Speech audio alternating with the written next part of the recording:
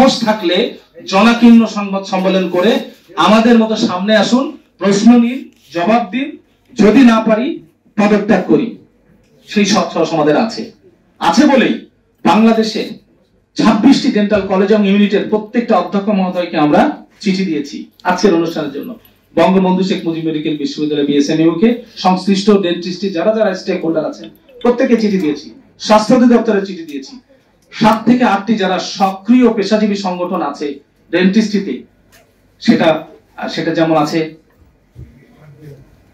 Oral health foundation, global dental foundation, Bangladesh federation of dental science, Bangladesh academy of dentistry international, dental implant association of Bangladesh, Bangladesh association of oral and maxillary surgeon BAMOS, Bangladesh periodontology society যারা সক্রিয় আছেন প্রত্যেককে সভাপতি সাধারণ সম্পাদক আমরা চিঠি দিয়েছি। আমরা সাংবাদিক ভাইদেরকে আমন্ত্রণ করেছি। আমরা চাই আমরা সত্য কথাটা বলি, কি লুকিয়ে আছে সেটা আমরা বলি। পরবর্তীতে আমরা দেখলাম সর্বশেষ যেটি এখানে লেখা নাই, গতকাল রাত্রে আমাকে ব্যক্তিগতভাবে জড়িয়ে 2 বছর আগের একটি ঘটনাকে নিয়ে যার সাথে সমস্যা তাকে উস্কে দিয়ে, এই ডাক্তার চিকিৎসক ভালো একজন মানুষ, তাকে উস্কে দিয়ে তার পোস্টটি রিমুভ করার পরেও সেইখানে টাকা পয়সার বিষয় নিয়ে অজস্র কথা বলা, এবং আজকে সকালে অনভিপ্রেত ঘটনা ঘটে। আমাদের চিকিৎসক বলতে লজ্জা লাগে, বাংলাদেশ জাতীয়তাবাদী দলেরই অনুসারী একজন চিকিৎসক, তিনি বলছেন সংবাদ সম্মেলন বর্জন করুন, সব ঠিক হয়ে যাবে।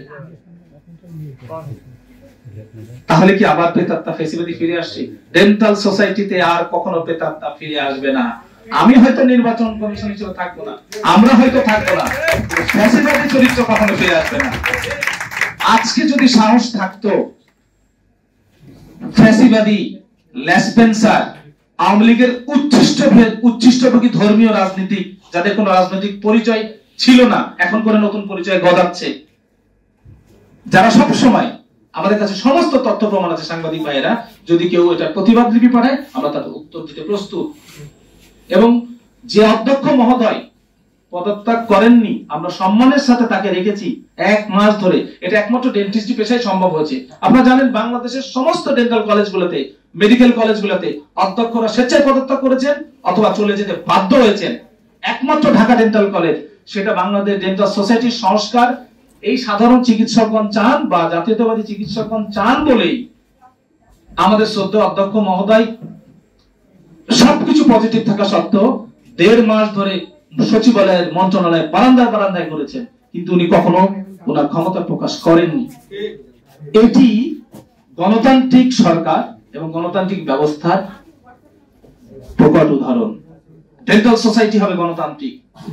কিভাবে গণতান্ত্রিক হয়?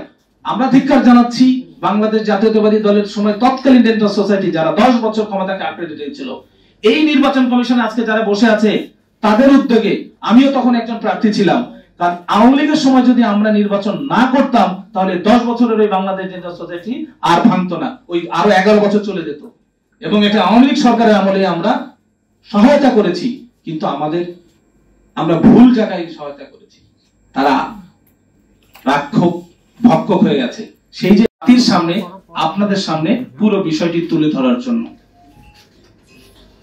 এবং আপনারা জানেন এখানে আমাদেরই একজন চিকিৎসক, যার কুরুচিপূর্ণ ভাষা আপনারা জানেন, বিএসএমইউ একজন চিকিৎসক যিনি কুরুচিপূর্ণ ভাষার জন্য বিখ্যাত। আমি তার সম্মান রাখতে পারছি না, আমি নামটা আপনারা দেখে নেবেন, আমি বলছি না, আপনারা নিশ্চয়ই বুঝেন। যিনি হয়তো আপনারা সবাই জানেন, এই যে বললে ওনারা বুঝবেন। উনি অবশ্যই একটি সাইবার সিকিউরিটি অ্যাক্টে আমরা অলরেডি কথা বলেছি, আমরা মামলা করব আজকে সংবাদ সম্মেলনের পর, আমরা সংবাদ সম্মেলনের মাধ্যমে জানিয়েছি। উনি গতকাল ওনার একটা স্ট্যাটাস উনি লিখেছেন, বাংলাদেশ ডেন্টাল সোসাইটির অ্যাকাউন্ট হ্যাক হয়েছে, অর্থাৎ বাংলাদেশ ডেন্টাল সোসাইটির টাকা উঠেছে। এবং উনি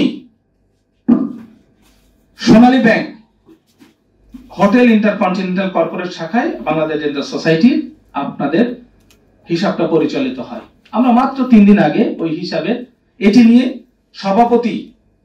সভাপতি শব্দবিদয়ী এত তালবাহানা করার কারণে 1 মাস নষ্ট করছে, কেন ওনাদের লক্ষ্য একটাই, সময় ক্ষেপণ করে প্রশ্নবিদ্ধ করা, যেভাবে আগে নির্বাচন কমিশনারদেরকে কাজ করতে দেননি একইভাবে প্রশ্নবিদ্ধ করা। ওনারা 3টি প্রশ্ন তুলেছেন সাধারণ ডেন্টাল সার্জনগণ।